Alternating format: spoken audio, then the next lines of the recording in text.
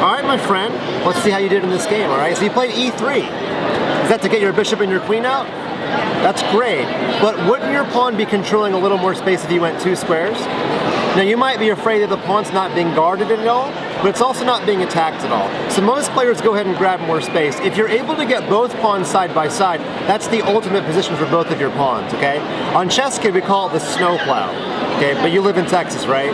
So you don't know what a snowplow is, like do you? a road bulldozer? Yeah. Okay, maybe something that pushes sand out of the way, whatever's common in Texas, okay? So next time, go 2 squares, okay? There's no reason not to. So he played e3, he played e5. Now you could play e4, and now you're playing black. Does that make sense to you? You wasted a move on purpose? Okay, it's high level thinking. You played the move d4, which is good. You are going 2 squares now, that's what I want to see, okay? And the guy decided to defend his pawn. Now this is interesting. When he brings his knights out before his center pawns, you always have the option to keep on coming. If you push your pawn, are you making the knight go to a good square or a bad one? Let's figure it out. Don't answer right away, okay? If the knight goes there, good or bad? That's bad, yeah. If he goes there, that looks okay, but if you put up the no parking sign, where does he have to go now? He only has 1 safe square. What is it? That's not safe. The rook captures him. Where would he go? Don't feel like you have to answer right away. You can take your time. Yeah, and that's obviously a bad square, right? So you're not worried about the move knight to b4. Now knight to a5 is even worse. When a knight goes to the side of the board, that's knight on the rim is dim. You know that, right? Okay. If you attack the knight, you're going to win him. How do you attack that knight? Yeah, very good. And it's always good to attack with the smallest piece. If you attack with the bishop, he could guard the knight. And if you take and he takes, it's just an equal trade. If you play the move b4, where can that knight go? Nowhere. So I'm guessing he's either going to go back home or back to this square, but that blocks in all of his pieces, right?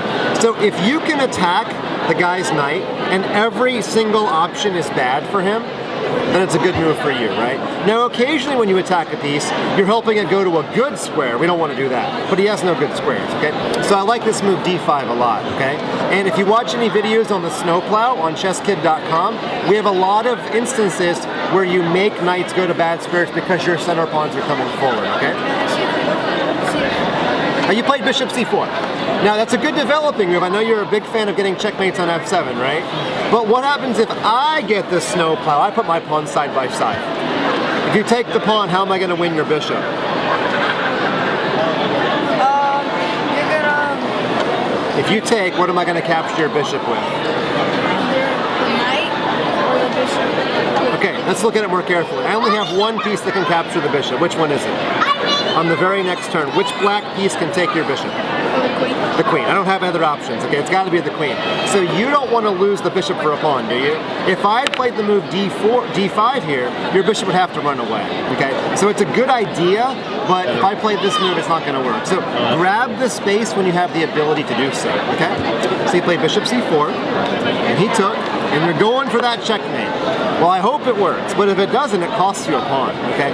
I would just take the pawn back, to be honest with you, okay? You're kind of rolling the dice, you're hoping the checkmate works. But if it doesn't work, didn't you lose this pawn? It's kind of like playing the lottery, okay? And kids don't play the lottery, do they? It's against the law, isn't it? You gotta be in Texas, maybe. I don't know the law in Texas. Okay, so queen f3, he did defend the checkmate, and guess what? You lost the pawn, okay? Was it worth it? Yeah, don't play the lottery, it's not good for you, okay? So you took, he took, okay, he still got 2 pawns for 1. Now this check looks sweet. Aren't you aiming at the king and the knight? Looks like you're gonna win the knight. Can you find me a move for black that gets out of check and saves the knight? Find me a move that would do both of those things. How about block with the knight? Where can the knight move to block the check? Yeah, and even though you can take it, he just takes right back. Now the grandmaster move is this one. Why can't you take the knight? It's pinned, yeah. And I want to trade because I'm ahead in material.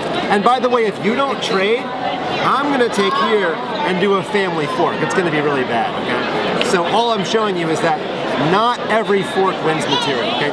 So you played here. You know what that means? You gave your opponent a chance to be an absolute superstar. There's a winning move here for black, although if you haven't seen this pattern before, it's a little hard to find. We're gonna work through it together. Are your king and queen on the same diagonal? They are. What color diagonal is that, light or dark? So my first thought is to find my dark squared bishop. It's right there. Can my dark squared bishop land on that diagonal? Yeah. If your queen runs away, it's against the rules. You could take, but you know what I've done? I have distracted your queen away from a fork square. It's a fork we just talked about.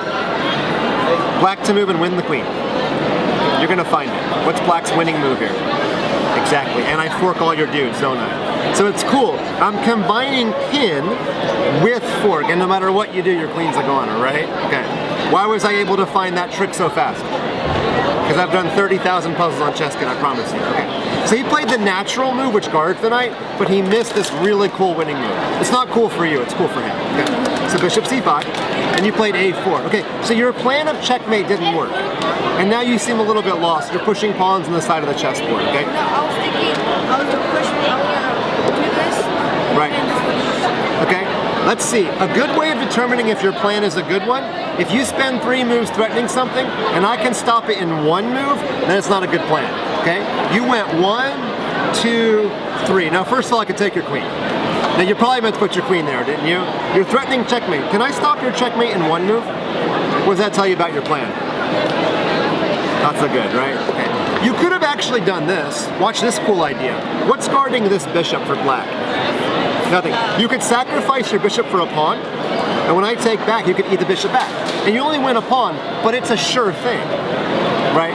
So you keep rolling the dice, I want the sure thing. That's how we differ, okay? You want to play the lottery, I want the free dollar in my hand, okay? That's how I roll. All right, so pawn to a4. He should probably castle. He went here, it's not a bad move. And your queen went to h3, and your queen's running all over the chessboard, right? What's that guy doing? What's that guy doing?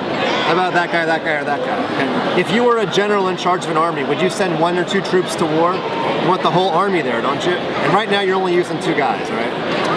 Now, he took here, which is a nice fork. He could also play d5, discovered attack, and winning your bishop. So he has multiple good moves because he has so many pieces in the game. So knight takes check. Your king ran away. He took your rook. You moved your queen again. Man, if it works, I'll be proven wrong, but I'm not really wrong, okay? This is the strategy you should use for all of your games, okay? d5 is a good way to block your bishop. Also, castles is a good move. He went back. Okay, that stops the checkmate. Bishop to a2, all right. At least you're consistent. I'm not saying you don't have a plan, I'm just saying you need more pieces to make your plan work. That's the theme of our lesson today, okay?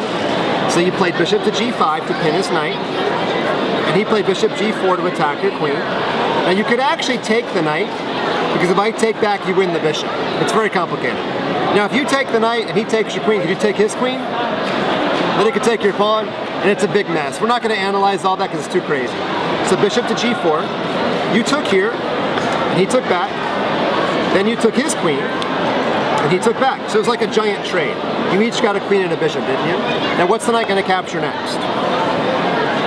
Yeah, you might want to like move your knight here and guard the pawn. If he takes there, won't that be a fork of your king and your rook? It's like a mirror image of what happened on this side of the board, isn't it? Okay. So things aren't going so well if you don't stop this move. Knight takes. So you played b4, and he did take, and your king moved, and he took here. Now we're gonna fast forward 20 more moves. He ended up winning the game, but you're out of rooks and you're out of big pieces, right? What's the big thing that we need to do better in the next game? What do you think?